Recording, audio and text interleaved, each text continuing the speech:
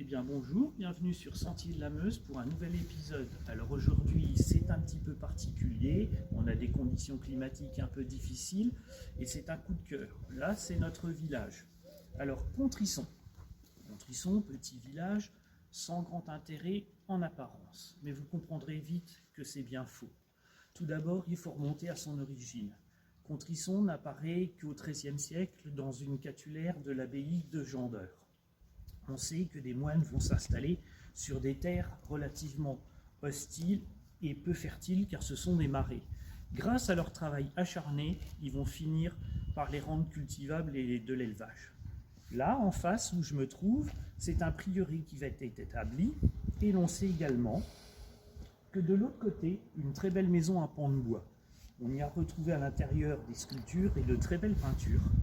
On sait que c'est une maison plutôt de gens aisés. Et ça nous donne l'information que deux familles possédaient ces fiefs. On sait même dans les écrits qu'une tour avait été construite.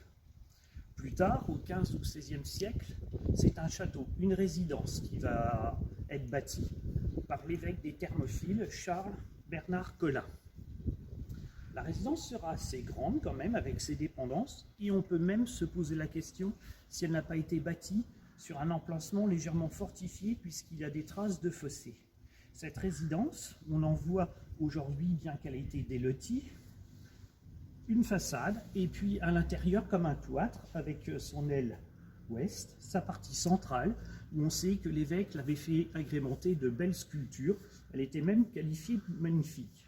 Malheureusement, elle a été démolie à la Révolution pour construire une forge à la place. Le reste de l'autre aile appartenait à un agriculteur. Aujourd'hui, un propriétaire est en train de la restaurer de façon remarquable. On peut savoir que Contrisson s'est bien développé puisqu'à un moment, la population, avant la Première Guerre mondiale, a atteint les 1000 habitants. Il y avait 5 lavoirs, 3 chanvreries, dont une publique, et un guéoir.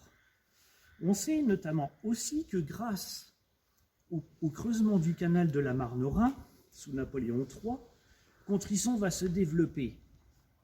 Et grâce aussi au développement du chemin de fer et un important nœud ferroviaire de Revigny-sur-Ornain, un port va être installé à Contrisson. Il va bénéficier de ces deux conditions extrêmement importantes. Il sera tellement important et stratégique pour le secteur qu'une grue de 25 tonnes y sera installée, la plus grande de tout l'est de la France. Il y aura aussi une scierie. Et plus loin, il bénéficiera d'un atelier de construction de péniches à Sermaises-les-Bains. Voilà pour Contrisson. On peut y remarquer